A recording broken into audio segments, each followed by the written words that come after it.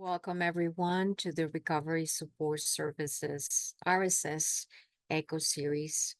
This is a training brought to you by the Center for Substance Use Training and Telementoring CSTAT, a division of the Be Well Institute here at UT Health San Antonio. My name is Andrea, and I welcome all of you. Thank you for being here and for making this series possible.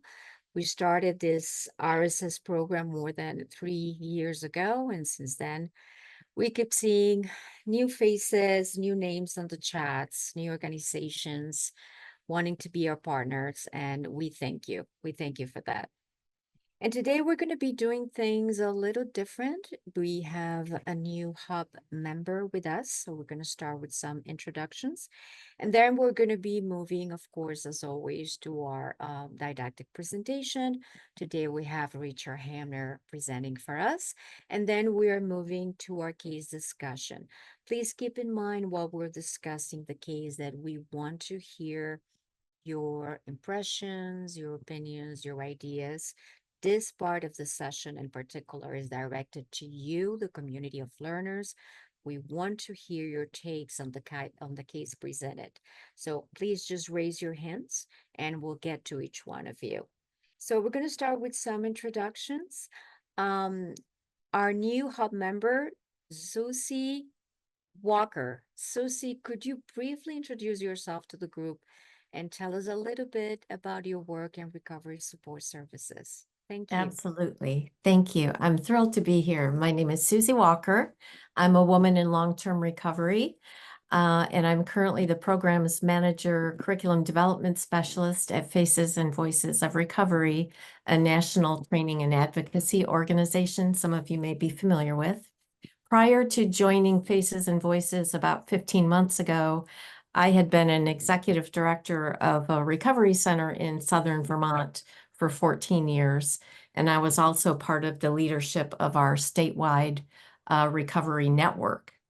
And so I joined the recovery world at a very exciting time 15 years ago when coaching and a lot of things were just happening. So I got captivated by the work and I decided to stay in the field in my current role after leaving the recovery organization to be able to learn about recovery supports and support the field and learn about it however I could. And so that somehow led me to this wonderful engagement. And I'm just really pleased to be a part of it. So thank you.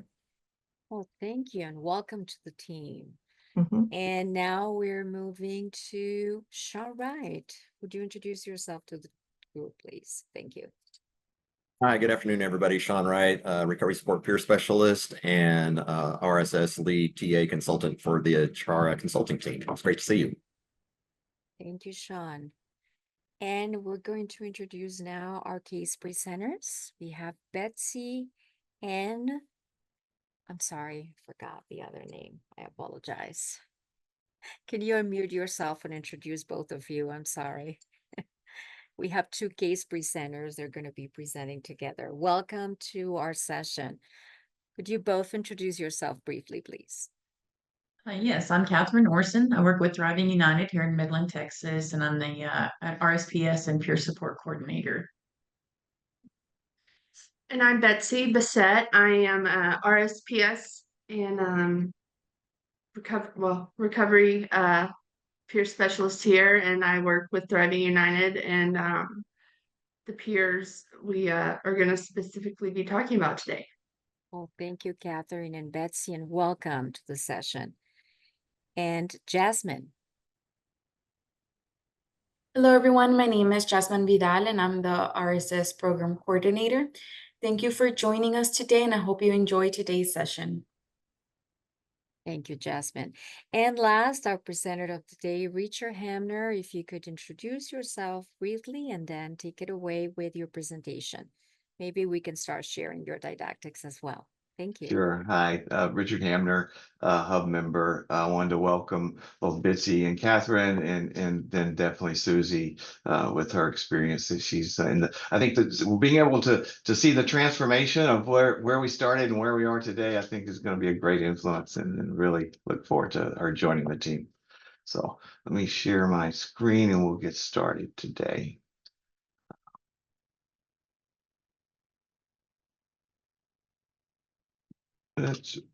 Are you seeing the screen?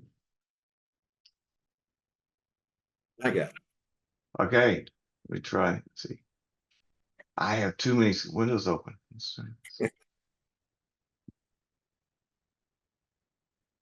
There we go. There we go. All right. I had wanted to, let's see. We good? All right. I'm trying to move this around so I can see you guys at the same time. Just a minute.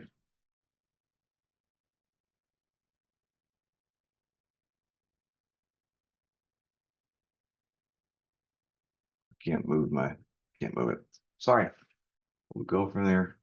All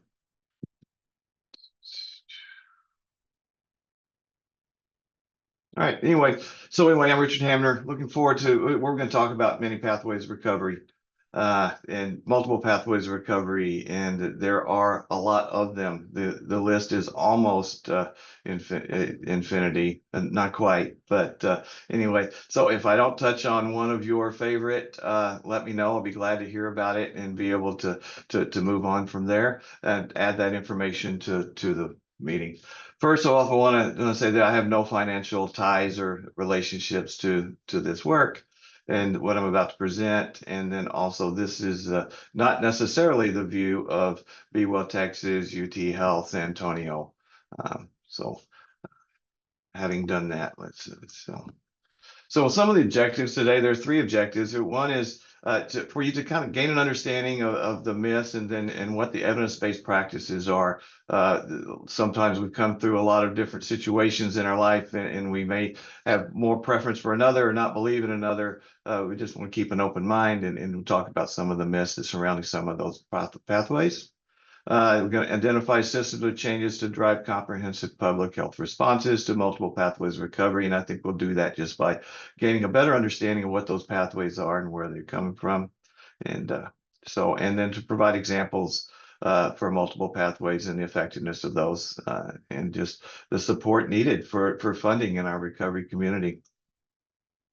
Now, I pulled out this quote from William White, Bill White. Many of you are probably familiar. I thought this was really interesting when he talks about, and he says, if there is anything modern research and recovery is teaching us, it is 2 critical lessons. People with alcohol and drug problems, even the most severe of such problems, are not a homogeneous population, and there are many pathways and styles of long-term recovery. I just think that it really pulls out a point that a lot of pathways and a lot of different ones. There are some really popular ones that a lot of people have used, but sometimes those aren't effective. So it's just good to know that we're all unique. And I think that's something that we wanted to show here. When we talk about just defining recovery and what that looked like, SAMHSA in 2018 provided this definition for us, which is just a process of change through which individuals improve their health and wellness. Live a self-directed life and strive to reach your full potential. And I think this is good, and it encapsulates what recovery is in a very general way. But I also and there are a lot of different definitions of recovery. Some people kind of adhere to one or the other. They all kind of are around the same premise. But I like this definition and the description of it by Dr. David Best and Alexandre Ledette. Just the essence of recovery is a lived experience of improved life quality, a sense of empowerment. The principles of recovery focus on the central of ideas of hope, choice, freedom, and aspiration that are experienced rather than diagnosed and occur in real life settings rather than in the rarefied atmosphere of clinical settings. Recovery is a process rather than an end state, and with the goal being an ongoing quest for a better life. I really adhere to this. I really like this definition much better when we look at that, mainly because it really talks about a lot of different components and aspects of recovery and how we can maybe help define what recovery is. Nothing wrong with SAMHSAs. It's good. It's a great place to be and a good start, right? And when we talk about recovery and the many pathways, one of the reasons I think a lot of these pathways exist is because individuals, we're unique, we're different. We have different strengths, we come from different cultures and backgrounds, we have different goals and preferences, and that includes trauma. When we look at just many of us have been impacted. If you're a person like myself in long-term recovery, or someone who's been addicted or been impacted by substance use and addictions in other areas, the trauma has played a big role in that. And I think that that's probably true for most of you and most people you work with. It does talk, I think that abstinence is the safest approach for those with substance use disorders, but by no means is that the only way, right? And I think when we look at that, especially because we are so different, but I think when we say that abstinence is the safest approach, it's like if that's an issue or concern that you have using substances, then if you're not using, then then that chance of a setback from that condition is lessened. However, there are many other things when you talk about life improvement areas, right? So types of recovery paths, natural recovery, and I'll go through and explain all of these a little bit. Then just recovery mutual aid groups where you've got your 12-step programs. And I think that one is probably one that most of you are most fully aware of. And then medicated assisted recovery or medication assisted recovery is another one where I think most of you have some semblance of understanding of what that is, but then there's also a lot of myths around that as well. It's kind of replacing one drug with another or various other things. That there are a number of different myths that go with that. That's probably the most popular. Peer-based recovery supports. I mean, those of you who are on the line, I was watching as you kind of signed in all the credentials and the RSPS and the various things. And I think that most of you fall in that category that are providing services for that pathway. Along with that is family recovery, like working with the community and the family members and those people in general. And then technology-based recovery, we'll talk about digital supports. And especially for rural areas, that's really a great way to access recovery.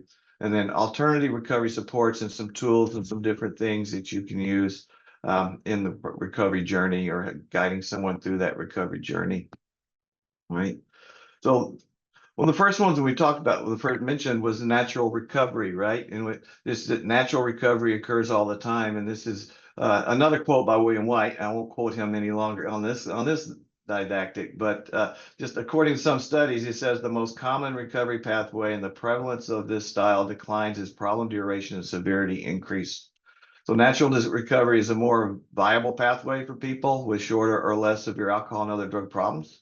And for those with higher incomes and more stable social and occupational supports, in essence, higher recovery capital and various other things. So he uses an example here, which when I heard him speak one time, he was at a presentation in Georgia, and he was talking about if you went to the University of Georgia and you were to provide if you looked at that population, the student population, what percent of those individuals do you think would be diagnostically meet criteria for a substance use disorder? And that number is extremely high, as you know, and that's not just across the University of Georgia, and he's using that as an example, but I think in just our early life stages, many times you'll see that. But at the same time, moving out of that setting, moving into different areas, finding ways to be productive, there may be some negative consequences of maintaining that lifestyle. And so there's a period of maybe just kind of moving away from that natural recovery, or what they call there's a maturate or a maturity, just maturing out is a little bit of one of those challenges and issues. Or we talk about recovery and just processes to it. So go on. Recovery mutual aid groups, 12-step fellowships. Most of you, if not all, are very familiar with the 12 steps, the AA, the CA, the NA, the SAOA, pretty much the A to ZA, right? This is a really popular 12-step modality that many people use across many different platforms of recovery processes. So a lot of you are familiar with that, but these are all just really group studies. Celebrate Recovery is another one, which is a faith-based group, faith-based foundation for their recovery process, very similar to a 12-step program. They don't have 12 steps, I think they have 8. But the point is, it's still a mutual aid group, and it's people coming together and supporting each other. Life Ring is a secular pathway of recovery. Many people have chosen this. It's really kind of recognizing the strength within and working with, a lot of times people say, well, you don't have willpower. Some people are able to reach down and work with that, but it's a supportive group to be able to help each other through that process. Smart Recovery may be one that people are familiar with, really a self-management addiction recovery training recovery platform. It really works off of relational emotive recovery, relational emotive behavioral treatment, along with CBT, which is cognitive behavioral therapy, right? Those two kind of combined, and that's kind of the premise and how the foundation of how Smart Recovery worked. Moderation management, there are groups for moderation of management, also can be known as harm reduction management. Then there are groups for support there. Another one that I like for the Native Americans is the Native American Pathways. Red Road, Wellbriety, White Bison, and actually those might even come in opposite orders. Don Cahoyas, who is Native American, just a little bit of history on how that came about. He was a person in 12-step program. He had recognized that there were some weaknesses in that program that some things that didn't align for his culture, the Native American, and some of the cultural pieces that he had. He had gone on a week-long fast and meditation period, and he traveled up into the mountains, and he had a vision of this white buffalo, this white bison coming up over the mountains, and this the meaning that he derived from that was this was his mission to move forward, to charge on, and to bring in the culture of Native Americans and Alaska Natives. Right, so it kind of came along that created kind of bringing in the culture of the Native American into what we call kind of the 12-step program.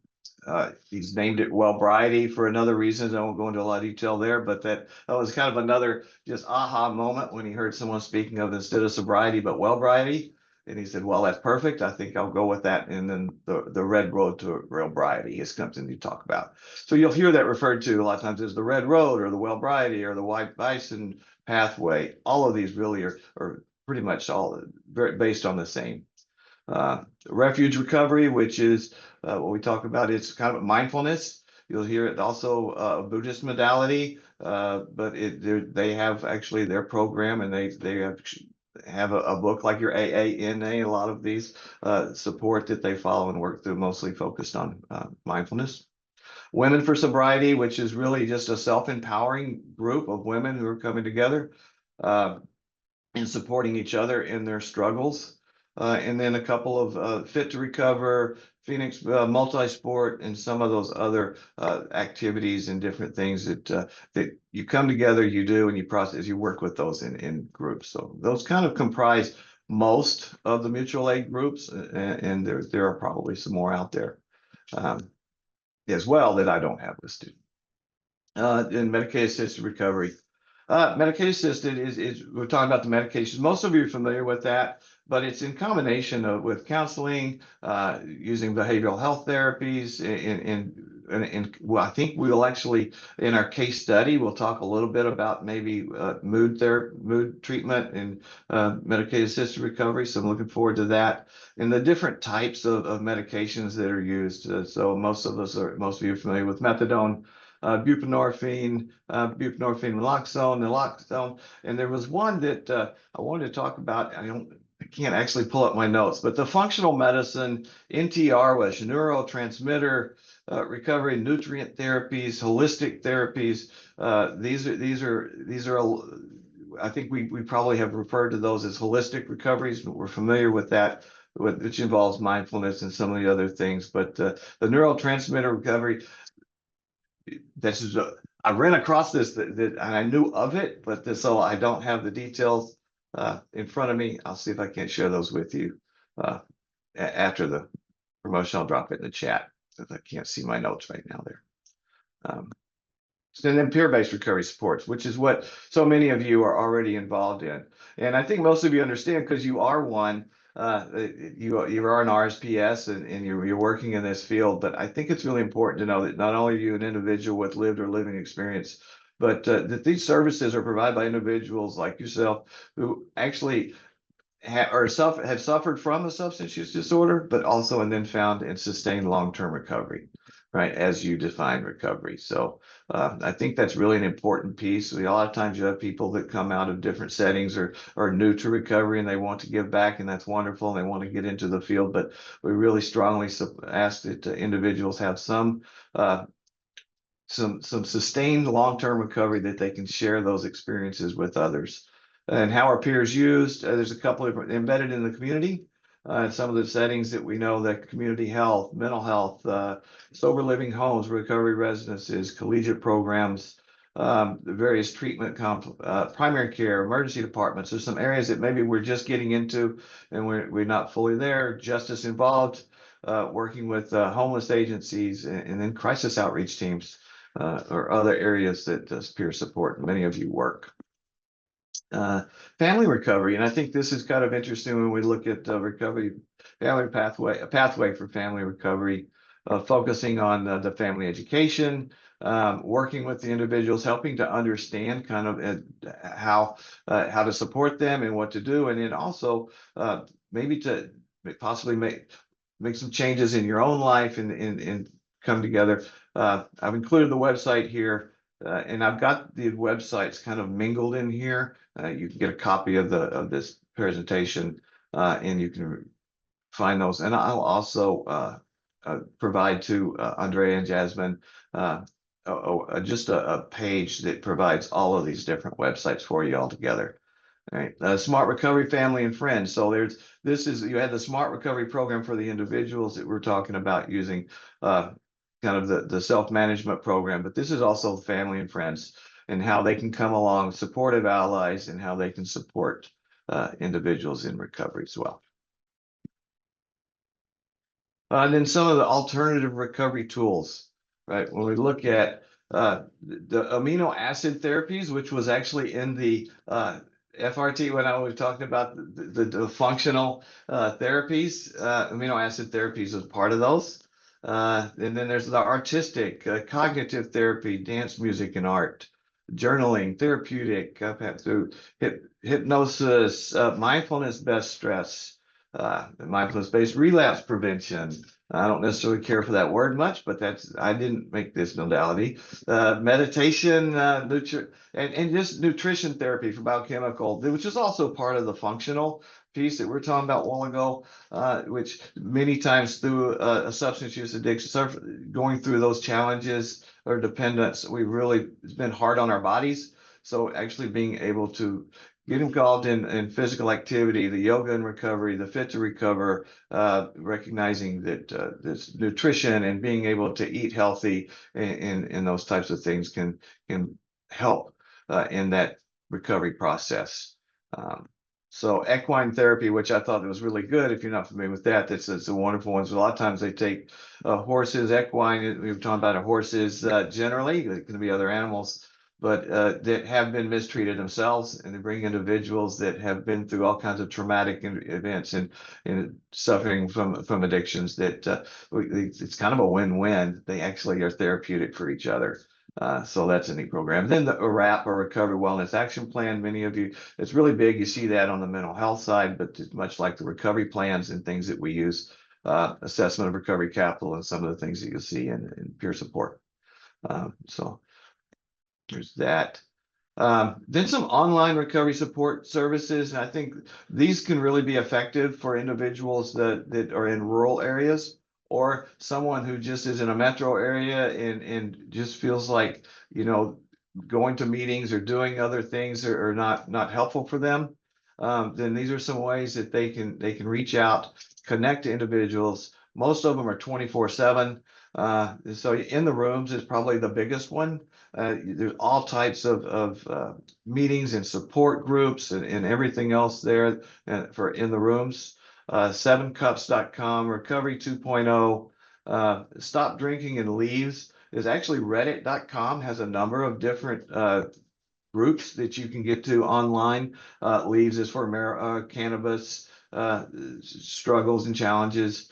Stop Drinking, of course, is with drinking. Recovery Link, which many of you may be aware of. Recovery Link is a nice digital platform where you can find peer support in other areas. SheRecovers.com. She Recovers is a woman's, it's all-encompassing support group, addictions, but it can be a number of different things, but it's just women really supporting each other and their journey. Supplement for Recovery, Supplement for Your Recovery, WeConnect, recovery.com, WeConnect. Some of these, they have free apps and access that you can get, and some of these may have some fees that come along with them, but these are some other avenues that you can use. And then organizations who train and certify coaches. We're also, well, maybe not, but most of us are familiar. If we have the RSPS, we've been through the training for the recovery to become peer recovery support coaches or mental health peer support. And so we have those training programs. But here are some additional organizations that train for some of those other pathways that I mentioned that you can reach out to. So the Center for Addiction Recovery, CART, their website is here. She Recovers, their website. Certified Recovery and Nutrition Coaches, Recovery Life Coaching Services, Crossroads Recovery Life Coaching. These are some other resources and avenues if you're interested in wanting to connect and become certified in those pathways. Just here are my references, mostly SAMHSA, William White, David Best, and those guys. So anyway, I went through that really fast to get, so I know I kind of shotgunned a lot of information there to you. I don't really know where my camera's working, which one, so hopefully that wasn't too distracting. But thank you everyone for your attention and open to any questions. Thank you, Richard. Wow. The variety, all the modalities on recovery that many of us were not probably even aware. So I want to open the floor to any of you for your questions, or if you want to give your thoughts on any of these modalities or any other that you may want to talk about.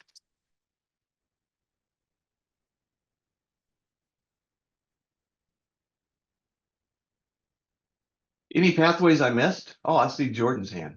Yes, Jordan. Hey, everybody. Thank you, Richard. Yeah. Let me first say that I'm really happy that you included moderation management. That typically gets left out of these conversations.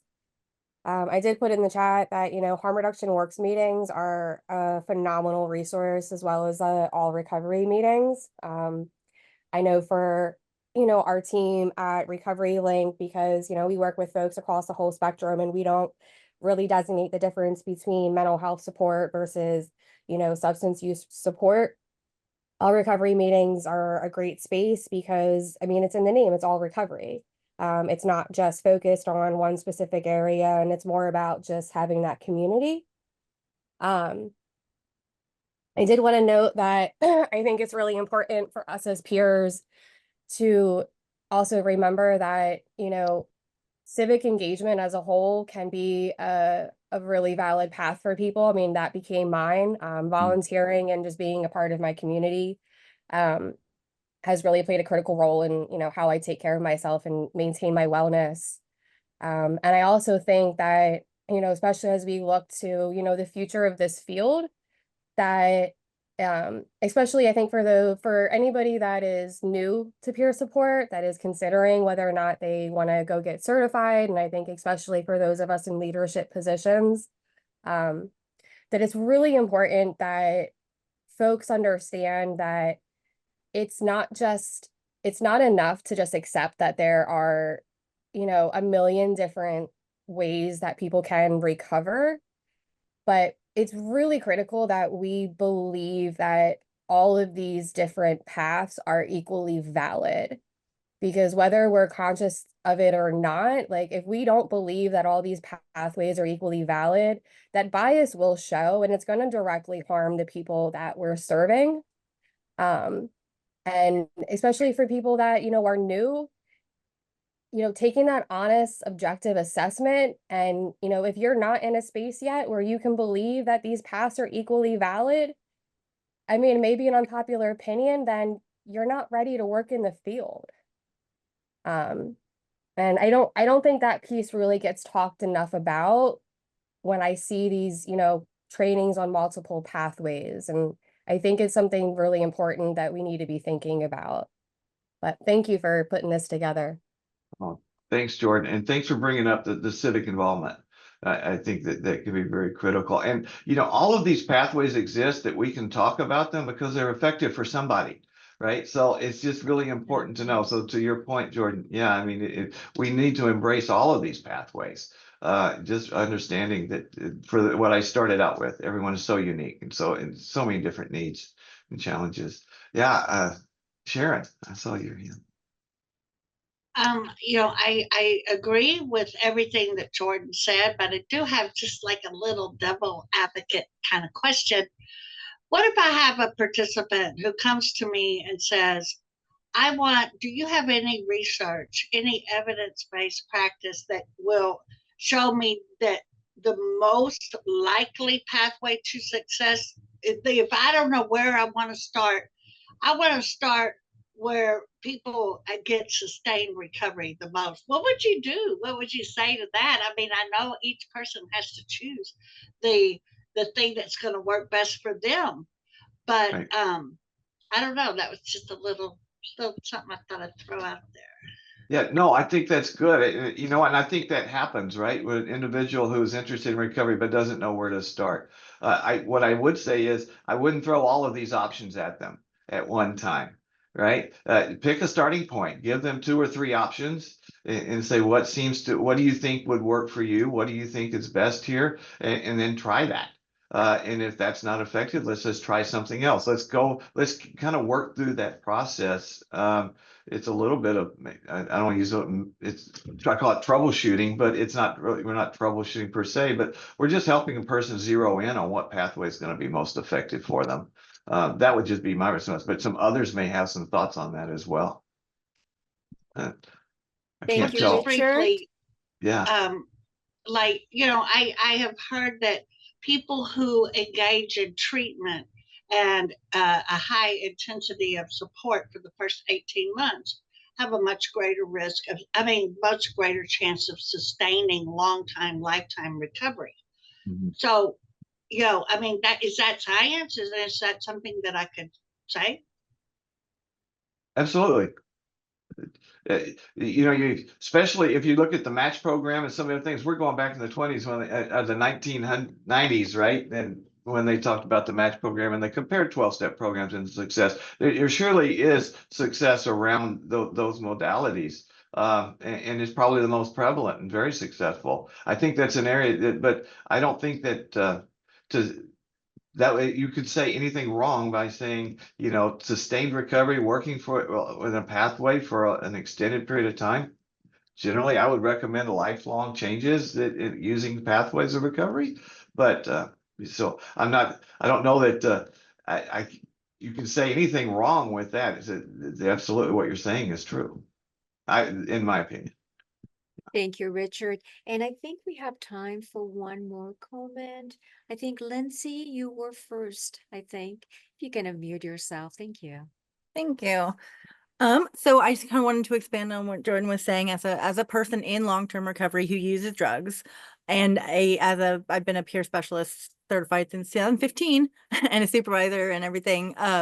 It really, the way that we discuss things and the way that we talk about people who use drugs and can definitely make a huge impact on somebody's recovery, right? And people can be stable and do all these things. And I think it's really important that we do support those pathways to recovery and see them as real and valid and validate people for them. And that's not to say that that's going to be everybody's pathway, but it's, because not everybody uses the same pathway. I think it's also important to recognize that if we in our program are doing things like running AA groups or running groups for a specific pathway, then we are showing that we support that one pathway and nothing else, which is why as a peer specialist, it's not ethical to be hosting those groups while as a peer specialist, while, representing our field. And I think that it's important that we recognize that, and we really recognize that we need to hold true to our ethics and hold, true to our practices. Thank you, Lindsay. And I wanted to invite all the other participants, if they don't mind, to start adding some of their comments and questions in the chat, because we're moving to the case presentation, but then we can go back to you guys when we are discussing the case, because I think there is a way to connect our case presentation, our case that we're discussing today, with the didactics, which is great and the best thing that can happen in an echo. So let's move quickly to announcements, and I'll go back to all of you guys. Karen, if we can share the announcements, please. Thank you. And remember, the Center for Substance Use Training and Telementoring offers technical assistance, and it's very easy to apply for TA. All you have to do is go to our website. We're sharing the link with you on the chat, and you will complete that TA form. Someone will get back to you in approximately 3 days. Remember, at CSTAT, we're here to help. So please use this free service that we offer to all members of the community. Thank you. Next. We're always looking for case presenters, because in the ECHO model, the real learning happens with real cases in real times. So if you want to discuss a case with us here in this space, just send us an email at cstat@utesca.edu. Our hub of experts will be happy to help. Next.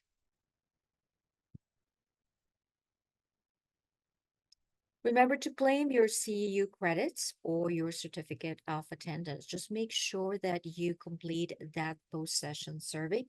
We are sharing the post-session survey link with you right now, and we'll send it along with the didactic materials after this class.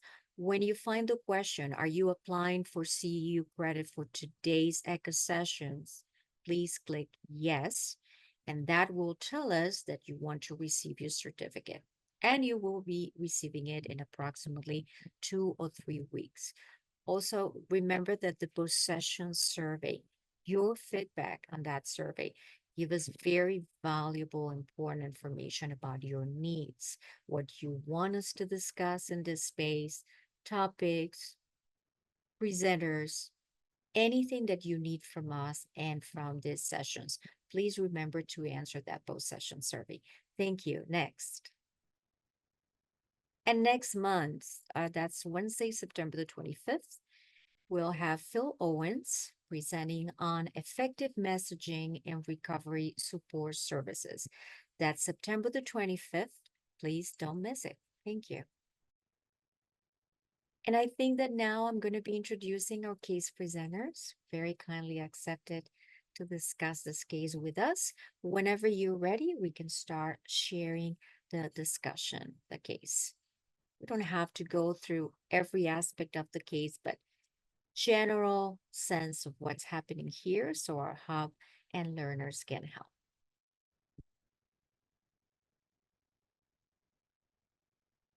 Thank you. Okay, so this participant of ours was referred to us, like it says, from Bewell, Texas. And her history, she came from a very small rural town. She had 36 years of opioid use disorder and had recently 3 years of methamphetamine use disorder. She had recently, as of February of this year, gotten sober with the use of mood. She was using Suboxone. She came to us, to our sober living house, referred from Bewell, and had been with us she came in June. She had been with us a short period of time when she started exhibiting signs of withdrawal behavior, withdrawal symptoms, and she would have seizures as well. And it was discovered that she was misusing her mood treatment. So we started working with her on that. She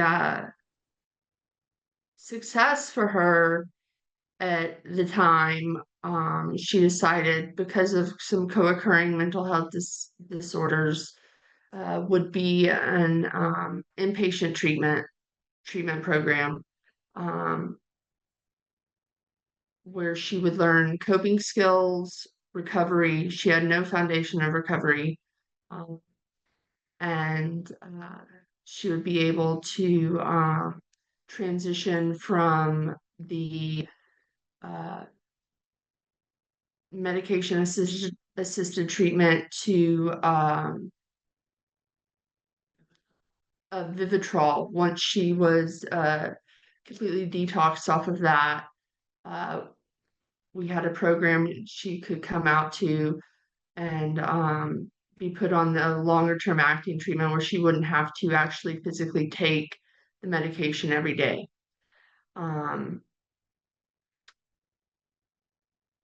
Her obstacles that she was facing were the medication mismanagement, some cultural secrecy issues surrounding trauma. She was having a lot of difficulty getting along with her housemates. She had, like it says, a manipulative mindset and an ambivalence to staying in treatment. So she did get into treatment. She has since left treatment. She stayed for 9 days.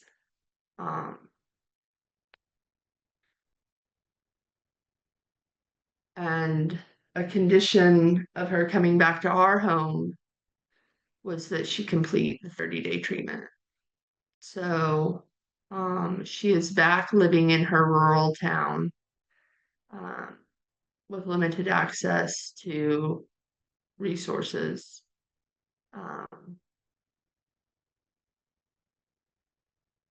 Doing the same thing that she was doing before, which is very unfortunate. She has been connected with the OBOT program where she would get the Vivitrol shot, though. Hopefully, last I knew she was reaching out to them, but I don't know if that has been followed through with.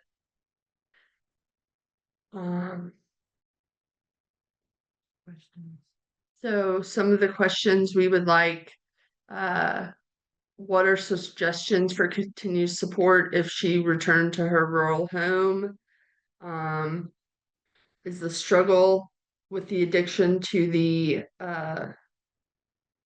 medication assisted treatment, is this due to actual addiction to the medication, or is this more of a process addiction? Because she was not just misusing that medication, she was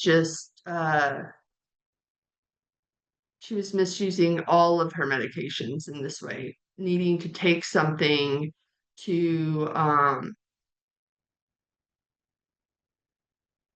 feel like her history of taking medications, she just took everything, everything, whether it was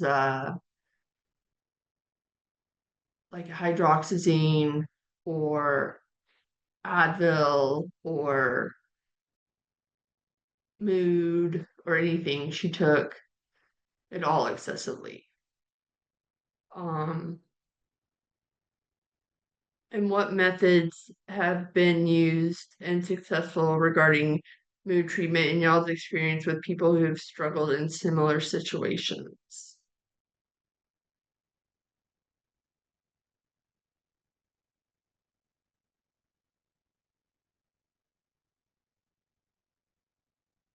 Okay, so I think we have some information there. We can open the floor. Let's see, thoughts on this case. Questions, ideas. Oh, Jordan. Yes, thank you.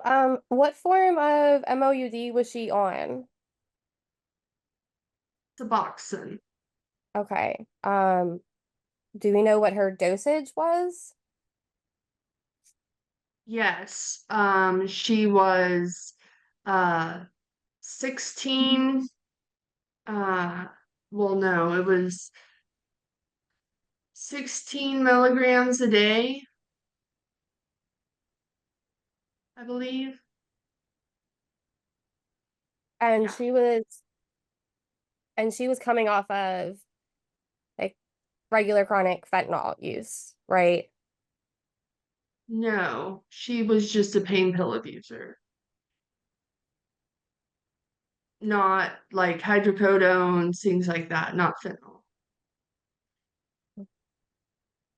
I mean, one of the things that isn't talked about enough is really how our dosing protocols with MOUD really need to be revamped and really tailored to what that individual needs. I mean, it's likely that 16 milligrams was not an effective or therapeutic dose for her. And also exploring, I mean, so since she's in a rural town, like what sort of digital supports can she be connected with? And I mean, the issues that it sounds like the treatment center was describing, I mean, that's everybody deals with that. And I always get, I mean, it makes my spidey senses tingle when treatment providers are using words or like manipulative mindset. Um, and especially like when we discharge people for exhibiting behaviors that are part of the reason why they were entering treatment to begin with. Yes, Jordan, that is the reason why it's so important for us to be candid and bring these cases to the space, because those are what we call teachable moments. And we want to prompt and to create this kind of moments in our sessions as well. So if we hear someone who's using language that's probably not the ideal in the world of recovery or harm reduction, this is our opportunity to gently and kindly remind each other, because we all tend to fall on that trap of using certain words, so to speak. This is our opportunity to learn from each other. Thank you for pointing that out.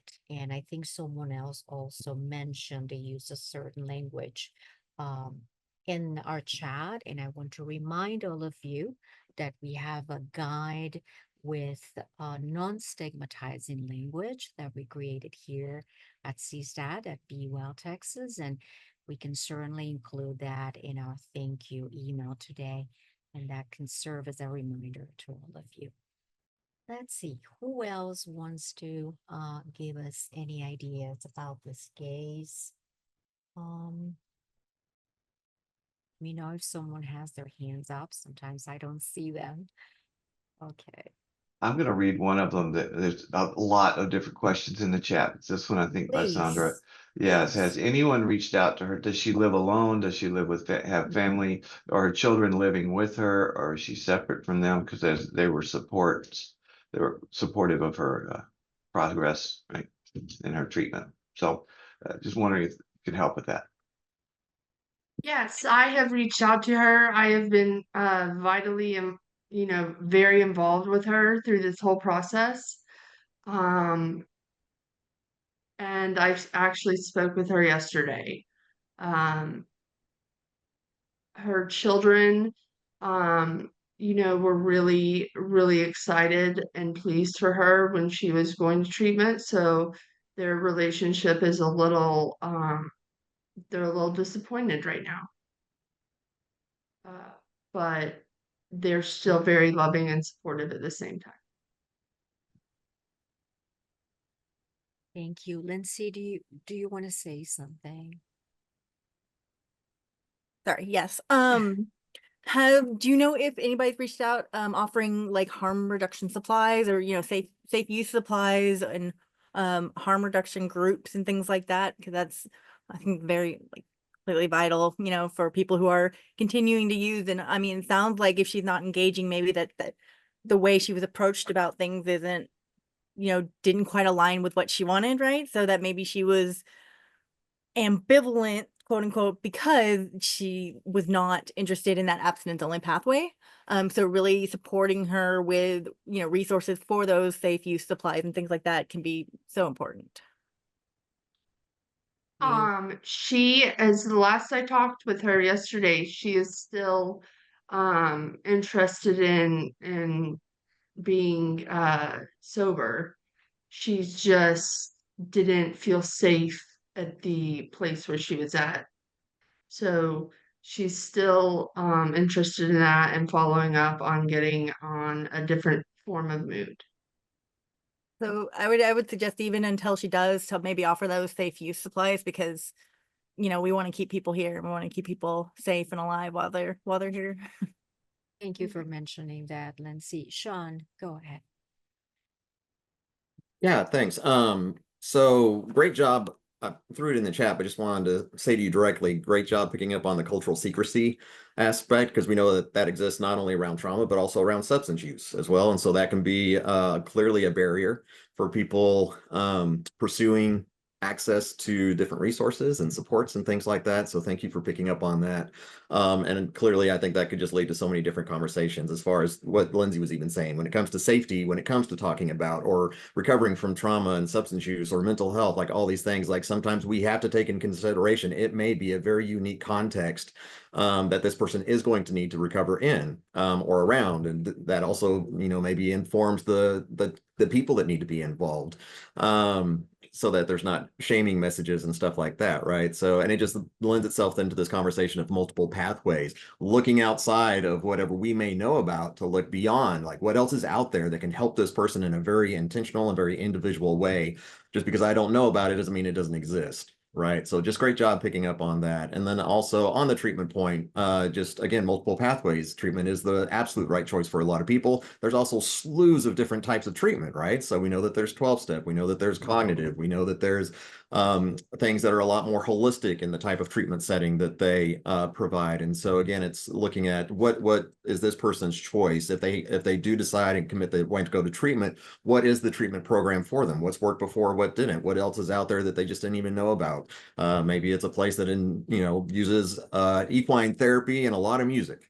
Maybe it's nothing to do with anything traditional or that's the most well known. So just really being proactive and maybe helping pursue what are those things. And maybe treatment's not the option. Maybe it's actually a combination of RSS and then all these other things, again, with multiple pathways. Maybe it has something to do with fitness. Maybe it has to do with incorporating parts of her recovery capital when it comes to the things that bring her joy. What are those other natural things that kick off those feel-good endorphins in her brain, right? Maybe some things that she used to do in her past and they got lost along the way.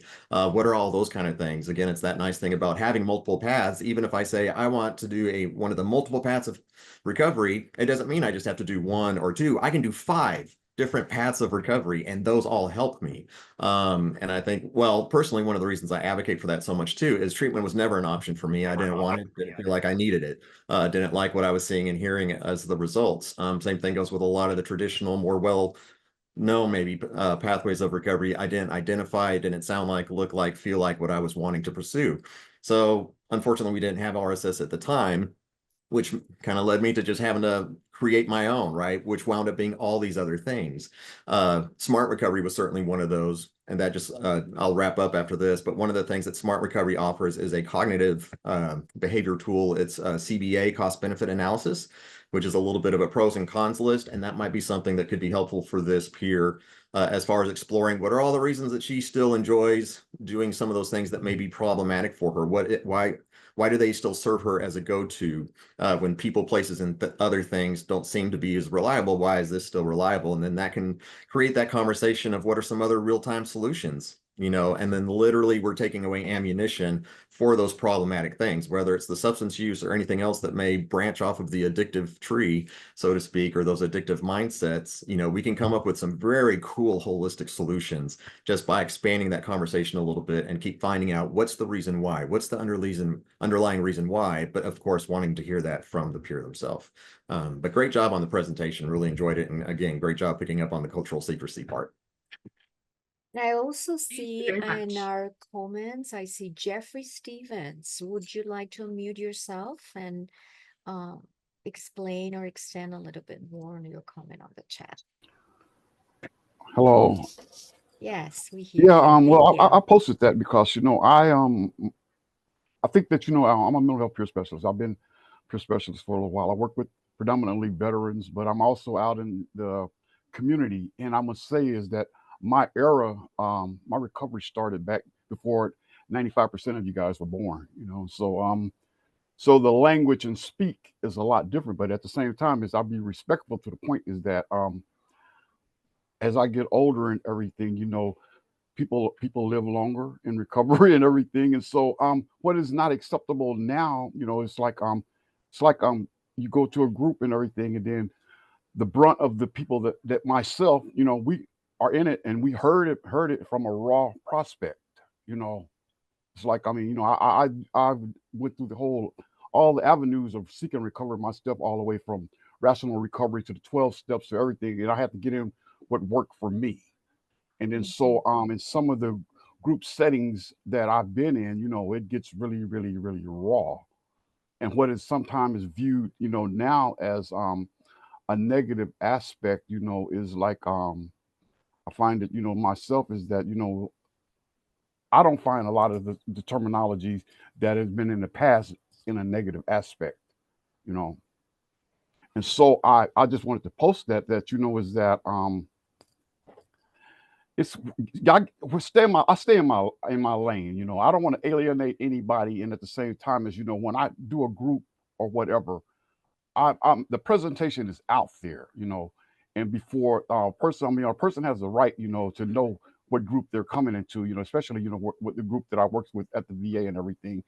And so it's up to them basically to accept come into the group on their own or not, so I'm, as a peer specialist, my job is to provide resources. If I know, exactly what I'm the person I'm working with, well, then I'm going to find an outlet for that person or help them, guide them into another setting that may be appropriate for them. But but I'll just basically put it down is that everybody's recovery is different. you know my recovery route is not going to be the same as the next person. It's not something that you bottle up and package and pass out. Mhm. So that's basically, it wasn't a situation where I posted that as shooting down anybody, anything. I was just basically posting what my lived experience is, and Thank and you. how, yeah, that's all Of basically what it was. course, of course. And it's great. That's exactly what these spaces are for. Sean, did you want to say something about what Jeffrey was saying? In terms of what he's saying about how certain language can be inappropriate in certain settings, but at the same time, different people are more accepting of certain words because of generational differences, or like he says, because when he started, those words were not around, things of that nature. Sure. Yeah. Well, I think that's one of those things. So as we're honoring multiple pathways, right, it's also honoring that there are some places where traditions and certain vocabulary and stuff like that is very important to that particular pathway of recovery. And so I think we kind of have, if we're going to say it one way, then we have to say it always, right?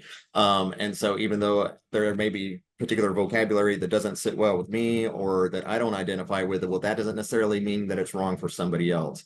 And so I think it's being protective of multiple pathways, but also being very embracing of multiple pathways, which means sometimes I also embrace things that I don't necessarily agree with or feel comfortable with, right? Like that's just part of the evolution of this great thing that we call recovery. We're going to have some courageous conversations, and we may find ourselves in some places that are difficult for us to exist, but that doesn't mean that we can't coexist. And any just closing, we have just 1 minute left, suggestions specifically for a case presenter in terms of strategies to manage this case. Yeah, so I think there was some really good presentation or some ideas when it came to conversations around harm reduction. Ultimately, always leaving these things up to the peer, right? Looking at potential for treatment, looking at what type of treatment might be the right fit. Maybe it's medication, maybe it's not medication. The great thing about, our multiple pathways is we can try one. If that doesn't seem to be the right fit, we can try the next, and we just keep going through plan A, plan B, plan C, plan D. It's a nice thing about custom fit recovery, so to speak. I get to keep trying until I find the one that fits, right? Or the ones that fit. And I think maybe also taking into consideration the seasons of recovery, right? So what worked for me at one point may not work for me anymore. For some people, treatment might have been fantastic the first 1 or 2 times, but then come to find out, you know what, maybe I've actually gotten all that I feel like I can get from treatment. So maybe I do need to look at some other things. So hopefully I have a well-informed coach that's willing to share all those different menu of options with me. And if they don't know about something I'm curious in, they're going to go out and help me find it so I can try it. So yeah, I think lots of, I did throw something else in the chat there too. I wanted to draw attention to, and that was the RTTC, the rural telementoring technical assistance that's provided. There's some great things to learn from other rural communities from around the country as far as how they continue to provide support for people in those rural settings. Sometimes it's via podcasts or it's via Zoom. If they don't have Wi-Fi, how do I do that? Maybe it's a lot of mailing back and forth. Maybe it's working through a workbook, and then whenever I do get to go meet with my peer, we get to have a follow-up conversation. It's just really some cool examples around the country of how people have been created and are really creative and innovative in how they're providing peer support to those outlying areas. So yeah, great job. Again, thank you for bringing the great case. Richard, fantastic job on bringing us multiple pathways. I hope we can all challenge ourselves to go learn about a handful of them that we don't know about. We'll just be that much more informed and be that much better in our coaching roles. Thank you, Sean. Thank you, Sean. That was a great summary, great presentation by Richard Hamner today. Thank you again to our great case presenters. And remember, if you have any more questions or ideas, you can always send us an email here at bewelltexas@utesca.edu. Please do not forget to complete your post-session survey, and we'll see you all next month. Thank you.